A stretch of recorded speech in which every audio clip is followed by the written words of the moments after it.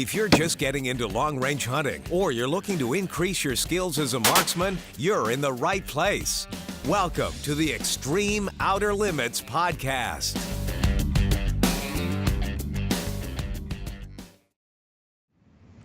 Welcome to the Extreme Outer Limits podcast. Guys, I'm here with one of our mainstays and co-host, Kelly McMillan. And what we're going to do here is we're going to kind of keep a short and sweet podcast as introduction to get into the overall scheme of the Extreme Outer Limits podcast. But what we'd like to do is pick on Kelly a little bit, put him in the hot seat, and kind of get his bio out there. He's a wealth of knowledge, been in the industry longer than anybody I know. So, Kelly, why don't you take us back in time a little bit? I mean, you genuinely, you and your family have been around in this game a long time. So, well, thanks, Bob. Really excited to start this podcast. Really excited to do something with you. It's been a while since we've worked together. That's always been a pleasure. So I'm really excited about this. If you want a little bit of history, we go back to Phoenix, Arizona. That's my father was born and raised here. He spent 20 years in the Air Force moving around the Southwest. When he retired in 1968, I was 13. We came to Phoenix to live. It was always his home, my home, even though people ask me, are you a native? And I say, yeah, I'm a native that wasn't born here, because it's odd to find a native in Arizona. But the fact that we didn't live here never negated the fact that it was always our home. So my father retired in 68, started trying to find ways to make a living in the firearms industry. He had grown up on a ranch here in Arizona, had his first gun at 7 years old. Both of his older brothers, were engineer types making firearms and getting involved in the firearms industry. So he bought a couple of stocks from Chet Brown back in the very early days of fiberglass stocks to build bench rest guns on them. And by the time he finished building both of them and finished the stocks and painted them and got them all ready, he said, man, there's got to be a better way. I think I can do better than this. So that's how he got the initiative to start the fiberglass stock business. He was working as a mold tech at Motorola. So he had some background of making molds and how that process worked. And to be perfectly honest, the process has changed a little bit, but basically, 43 or 44 years ago, we were making stocks almost the same way that we're making them today. And it's not because we're sitting on our laurels and not trying to keep up with the state of the art. We've done that, and as we go along, we try to find new products, new ingredients, different resins, different materials. But to be perfectly honest, the way we started doing it and the way we came up with the processes and the recipes and everything that goes into making a fiberglass gun stock, it's the way I'd choose to do it all over again, even with all the new technology. And, there are some of our competitors that are using autoclaves, and they're used in reverse vacuums. They'll cover a piece of balsa wood with fiberglass, stick it in a bag and vacuum it. So there are a number of other ways to make fiberglass stocks, but this is the one that I would choose. I still believe that it produces the strongest, most durable, most reliable stocks on the market. So it was amazing to me that throughout the years, as much as we've tried to stay up with the times, we end up basically, with very small changes and basically the same process that we've always had. My father really was a gun builder. That's all he ever wanted to do. He started making fiberglass gun stocks as a way to help supplement his income and to allow him to build guns that were better than the next guys. And this was all in a bench rest mentality when it first started. So he never really thought that the stock company would ever be a big company. He thought that, I'll make as many as I need and I'll sell a few along the way. But, there's only, a couple of thousand bench rest shooters around the country at any one given time. So the market's not really huge. Well, little did he know that since that time, we've been making 4 bench rest stocks a day, every working day, which is 250 days a year, for almost 40 years. So where they're all going, I have no idea. But people still shoot McMillin, the original McMillin bench rest stock that my dad made in 1973. People still buy that and use that pattern. So obviously he started out with something that really worked. Yeah, I mean, that's several anniversaries come and gone of that same design, and it's still just out there kicking butt, I guess, huh? Yeah. So when I started with him in 1975, every time he would give me a job and show me how to do something, it was my job from that time on. And his whole process was to get out of the stock business so that he could build more rifles.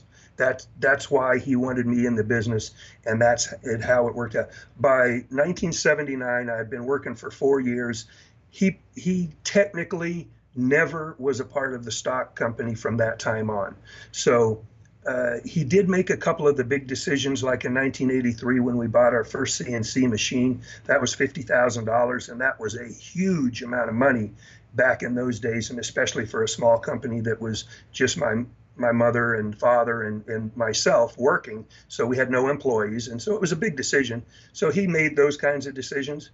He tried to learn how to program it. Thank goodness my brother's a manufacturing technology engineer and knew the programming side of it, so he helped us out with that. But that changed our business. Were you guys in a shop, or were you still running from, say, a garage or something from your home? Well, we were in a shop. My dad bought 2.5 acres and built what looked like garages out behind it. Okay. Detached garages, but they were actually two 24 by 24 foot shops. Okay. And the rifle company was in one and the stock company was in the other. Oh. So it wasn't until 1984 that we actually moved into a commercial building, 3,000 square feet, that was basically a real manufacturing process. And did you still tandem the guns with the stocks even when you moved into that building? For the first few years, he had 1,500 square feet and I had 1,500 square feet. It was actually two 1,500 square foot incubator bays that shared the same office. So we kept them separate, but it was in '87 when he sold the rifle company and it moved down the street, where I took over the entire shop, and he officially at that point had basically no involvement in the stock company from that point on. Okay, all right. And then, so we're into the mid '80s. Now it sounds like, from what I'm gathering, you're pretty much off and running on your own at that point, huh? Well, we decided that we needed to do some advertising, and my dad was not really big on advertising. He thought gun writers were a bunch of know-nothing nobodies that wanted something for nothing, and that, I think, was an exact quote. So it took me a number of years to walk back that statement that was made by my father and get people to understand that I didn't feel that way, that gun writers really have a significant place in this industry, because before the internet, the only way people learned about the new products and what was new on the market and what made them different was by reading articles in Guns and Ammo or Shooting Times or whatever magazine they like to read. So it was really big to get the writers on your side and to do them. And if it took giving them a stock occasionally to write an article, that's a cheap form of advertisement as far as I'm concerned. So that was what we did. Today, in this day and age with the internet, you can find out through podcasts like this one and others a lot more about the companies that you want to do business with and the products that you want to do purchase than you ever could before the internet, got to be so prolific. Yeah, the internet is a double-edged sword. It's a great thing, but you got to kind of keep your thumb on it every once in a while too, right? It's got a good and a bad. It makes experts out of everybody. That's right. And being anonymous makes people feel like they can say or do anything they want to and get away with it. So it's a case of having to really vet somebody, at least if not physically, but mentally vet them as to whether or not you're going to take what they say with a grain of salt or whether you believe in them. And I think that's one of the things that you've done that I am so impressed with. And when we first started our relationship, You said I'd like for people to look at me as the authority on long range hunting. And I said, well, there's certain things that you've got to do and certain things that you can't do. And I think you've done all of the right things. And I think beyond a shadow of a doubt, if you pick one person out that has the experience and the knowledge to be that expert, you're the man. Oof. I don't know. That's a tall order. All right. Well, let's reel this back in a little bit. Let's put it back on you. So I really want to drive home with, with our listeners. I really passionately feel like this podcast, and some of this information will be shared on other episodes that we do, but I feel like we've got the makings to do something really, really cool here, because you pick up, it's like anything, like your business, right? 40 some years, and you're going through the evolution of, as your dad would say, no advertising, just grind through it. That's how we're going to run our business. To you getting in there and trying to, back up and resituate that a little bit. So no, maybe the new model, in order to go along these growth lines, we're going to do a little bit of this advertising. Well, now, get into the 2000s, right? Now you're in the internet phase. Now, you're producing. Well, let's kick off to the hunting stocks, right? Because I think from what I'm understanding, and the listeners are understanding, it kind of started with a target mindset, but then McMillin has blown up into every faceted stock for dang near every manufacturer gun out there, whether it's hunting or what. So bring us up speed on that stuff. There's been several degrees of variation in how we got to where we are today. And I think the first thing that happened after the bench rest phase, which was where we started, was the Marine Corps. My father was getting a pretty good reputation of building accurate rifles. And when the Marines came back from Vietnam, very low success rate with the semi-automatic weapons, but a very high success rate with their sniper program. So they felt like, well, we really, in this day and age, and the way we're fighting wars today, we really need to put together a viable sniper rifle program. And the M40A1 was what they used in Vietnam. So they started out to develop the M40A1. And that was basically the very first stock that we made other than a bench rest stock. They came to my father and said, if you were going to build a sniper rifle today, how would you build it and what would it look like? And he said, well, Remington's about as good as you can get off the shelf there. And they had some Remingtons in their M40 program and some Model 70s, but he preferred the Remingtons because of the round body as opposed to the flat body. And made them easier to bed and more consistent. So he said, I'd take a Remington. They got a decent trigger. You can work with that.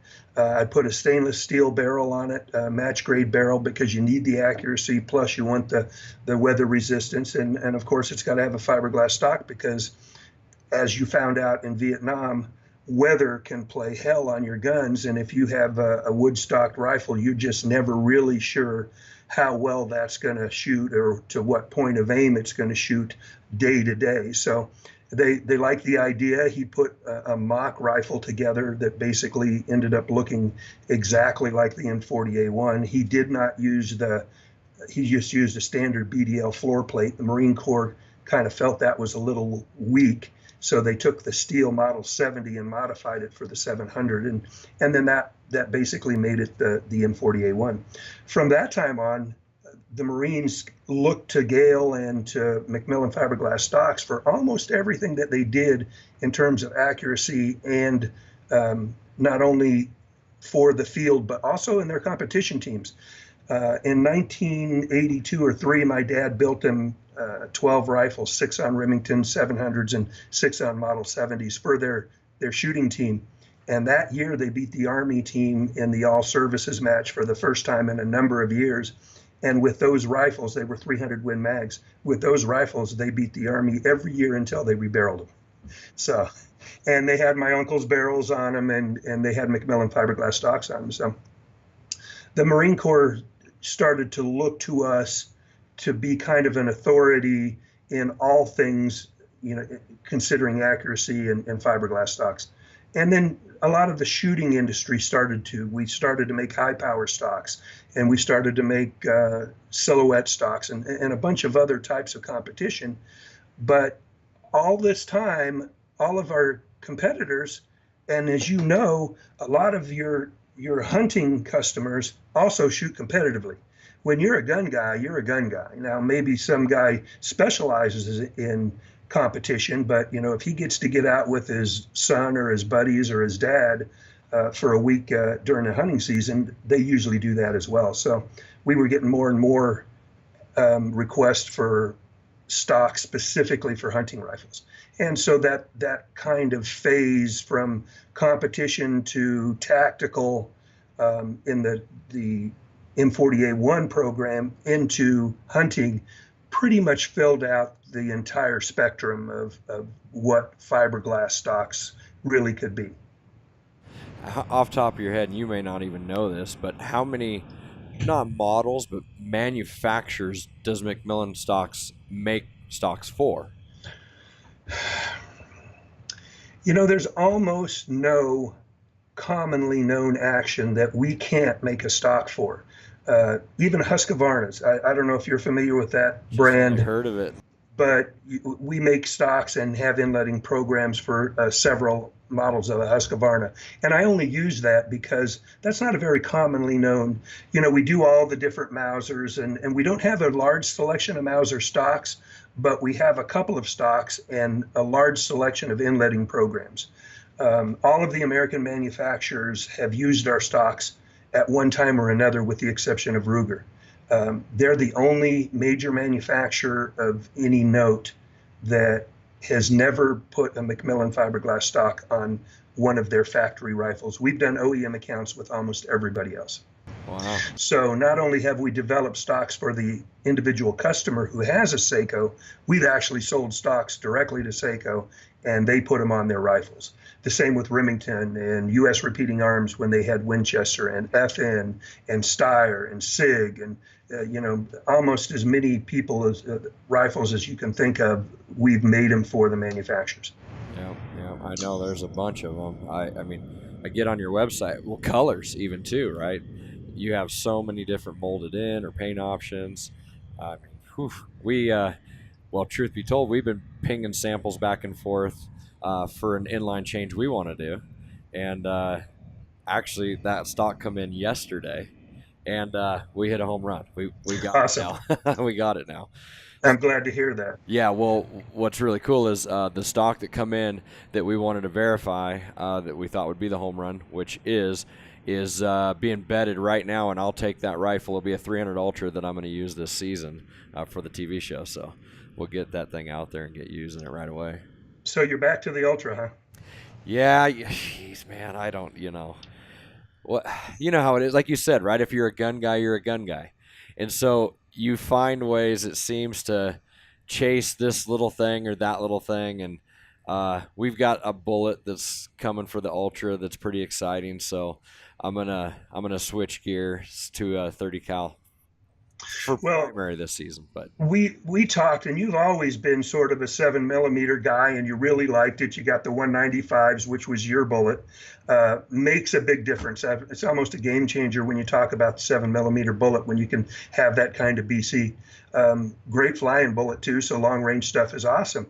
You kind of dabbled in the nozzlers, but when you and I were talking not too long ago, I said, what about the 30 nozzler, and you said, well, it's just not as good as the Ultra. So the Ultra can do everything and then some, and that's the way I felt about it too. So I was glad you agreed, and that I didn't have to build a rifle that I really wasn't ever going to use, because I'm a firm believer in the 300 Ultra. Yeah, especially with the EOL chamber. Yeah, no, it's good. It works. Like you said, you hit it right on the head, right? There was definitely some function gains in the Nosler cartridge family there, like the 26, it enhanced the 6.5s, the 28, it cleaned up some of the 7mm issues.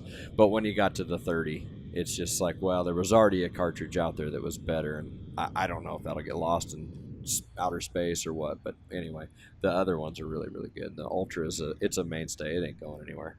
So I want to get back to what we were just talking about before this, though. What we did with you in giving you samples and working with you to come up with something that was exactly like what you wanted is the same type of stuff that we do with all the manufacturers. And we also do that with each individual customer. Just so our listeners and viewers will understand, we make about 12,000, 13,000 stocks a year.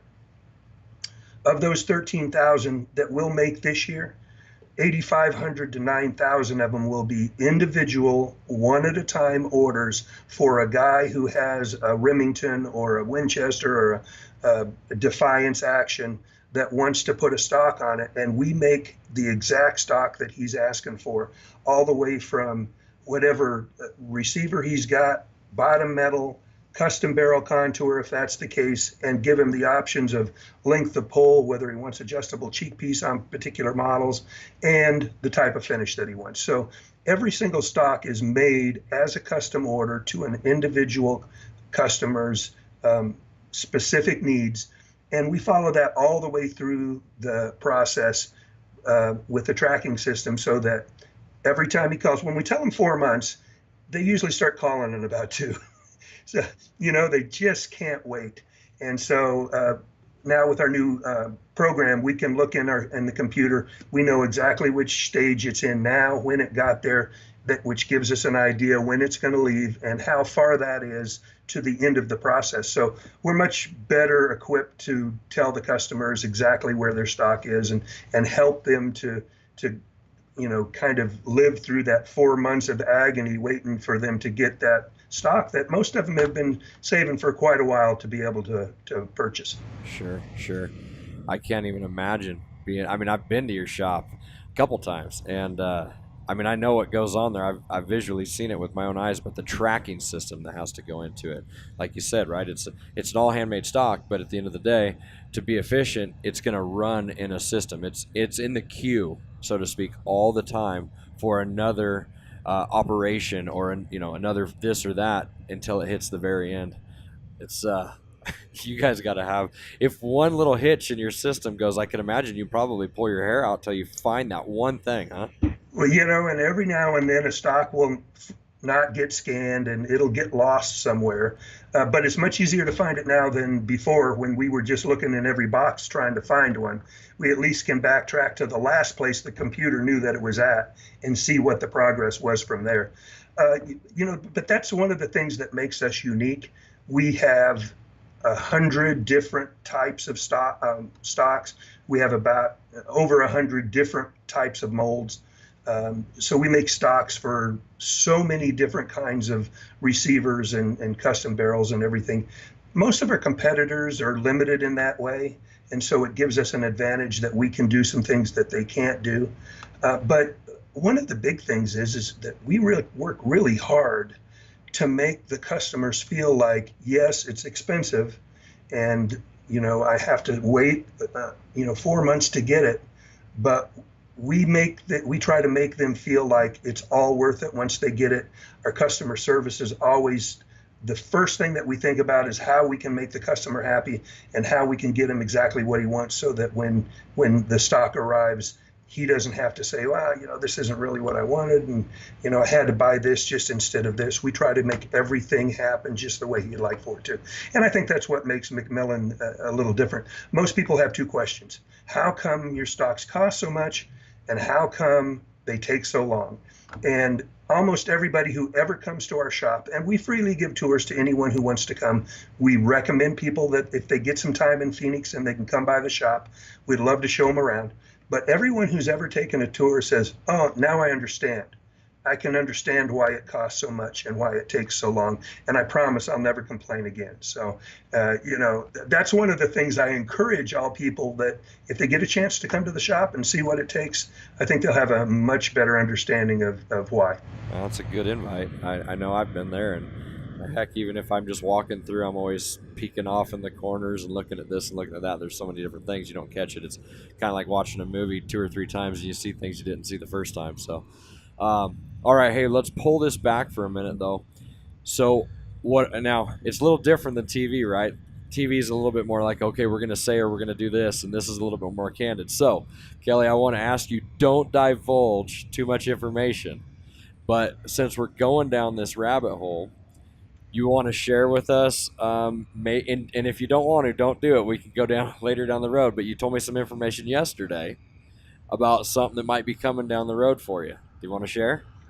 I think it's a little premature to really talk about it, but I just will remind everybody watching or listening to keep your eye on McMillinUSA.com. We've got new stuff coming out, new things happening. It's not too early to talk about the MC3, MC cubed stocks that we're developing. They're injection molded plastic stocks in the pattern of the A5 and the Game Scout. The A5 will be available with adjustable cheek piece, spacer system, detachable box magazine bottom metal, bottom polymer, we'll call it. We're actually going to mold our own bottom metal so that when a guy orders a stock, if he's got a BDL, but he wants to switch it to a DBM, he just orders that model with the DBM, and it will come with a magazine box, and that will be priced accordingly. And so that guys who really want to upgrade their factory rifle, but they just don't feel like they're in a position to, pay $800-900 for a McMillin A5, they'll be able to buy our Legend, which will be the name of it.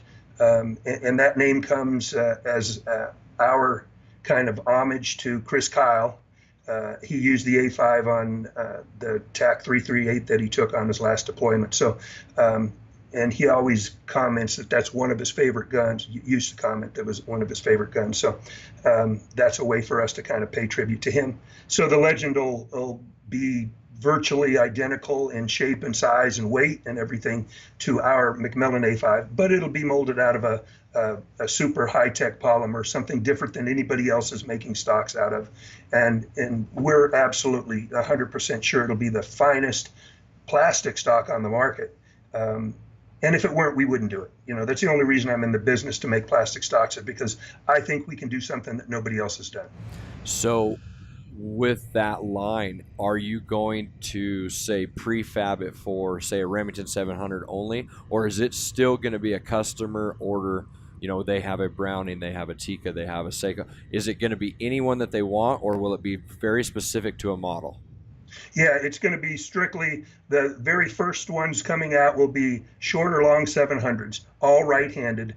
The hunting rifles will all come with a Magnum barrel contour, but even if you have a standard factory barrel contour, you put it in the Magnum contour, it just has a little more free float, but the contour is the same. It's just a little bit smaller, so it looks really nice. So you don't have to worry about having a big old gaping void and have it different sizes at different points on the forend. So, and it'll all be either the Remington Varmint or the Sendero contour, which is basically the same. But if it's in a long 700, they call it a Sendero, and if it's in a short 700, they call it a Varmint. But basically the same contour. We do anticipate getting into Savage and Seiko. Those two models down the road will probably be big enough sellers for us to be able to justify the mold cost. Unfortunately, we make our McMillin Fiberglass Stocks makes their own molds. They're relatively inexpensive. It's a significant investment to just the mold for the Legend is over what I expected to spend for both of the molds. So I'm just telling you, because we're having it convertible from short to long, and from the different size barrel contour, moving that around, it's made it a pretty sophisticated mold and very expensive to make. Sure.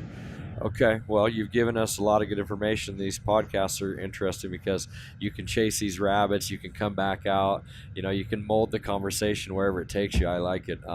So let's leave the McMillin stock thing on the table, and let's take the last few minutes of today's episode, and let's focus back on you, right? So I think one of the things that excites me so much, I come into this, a handful of years ago. You've always been there for me. You've always had confidence in me. You've always, even believed when the waters were rough that we'd get through it. So what I like in working with you is the fact that you're such an active owner, right? Some of the companies, maybe they get to a certain size or whatever, I don't know, but the owners aren't as active. And you and I, no matter what, if I can't catch you, it's probably because you're on a fishing boat. But I know when you get done, you're going to get a hold of me, right? Right. So as we wrap this thing up, well, two things. Real quick, man, I know, because I know you well enough, but I know a big portion of your heart is into fishing. So obviously you've done well in the business thing, and you're very attached to your business. So if you're not fishing, you're there. But what do you got on your schedule for the rest of the year, right? I know what you got a little bit, but what hunts you got, what fishing trips you got that are exciting that you're going to go on for the rest of the year? Okay, I know this podcast is going to be broadcast at some time in the future, and we don't know exactly when that is, but I'm leaving this Saturday to go to Canada to support the Team USA F-Class team in shooting in the World Championships. McMillin Fiberglass Stocks has been a gold sponsor for the last 3 years, building up to this finale, and all of our time and effort and work is coming to a culmination, and next week will be the team matches. And so I'm going to be there just as a supporter, just as a rooter to cheer all the American shooters on and want to bring that world championship home again this year. So that's the first thing. I've got a hunt scheduled with you, both elk and mule deer in Star Valley Outfitters, and I'm really excited about that. Hunted there last year. Very great place to hunt from, and really excited about spending some time with you. I've got weather too. Yeah. So we're a little earlier in the season, so I think maybe we'll be in a little bit better position as far as that goes. Right. I have an antelope hunt in New Mexico the second week of October. It's actually the first hunt of the season. I put my deposit in early and paid for my tags early. It's a landowner's tag, but first come, first serve on getting to choose your time. So me and a couple of my buddies are going to go and shoot an antelope in New Mexico. And then I've got a deer hunt December 1st through 10th, whitetail hunt in Arizona. And for those people who are watching that think, Midwest whitetail, no, these are Coues deer, or properly pronounced cows deer, but they're about 85 pounds, and they are very, very attuned at staying about 450 to 500 yards away from you. So everybody who's ever hunted Coues deer a lot says, man, if you get a shot at 450, you better take it, because there's just no way you're going to get any closer than that. So best that you're going to get. Yeah. And it's like shooting at the size of a mid-sized dog. Their torso is only about 12 inches tall. So, it requires good, accurate rifles, good marksmanship, and some perseverance, because you don't just walk up to a canyon and find them sitting on the other side out in the open. So yeah, exactly. All right, well, good. Well, it's been a great conversation here. I really just wanted to kind of get a little bit of Kelly McMillan on the table, right? Because we're going to keep pushing through these podcasts, and we're going to chase down kind of what we think is relevant in the market today and in the future, not only from maybe what our businesses are doing, but the things that we want to stay relevant, so to speak. I know you've got a little bit different tune, which I don't want to get into yet, but of where we're going to use your expertise for the listeners, and then we're going to probably kind of lean on my backbone for what I normally do as well. But it's been a really good conversation, Kelly. I really appreciate it. I think the listeners will enjoy it, and we'll just connect next time. Great. Look forward to it. All right, buddy. See you later. Thanks.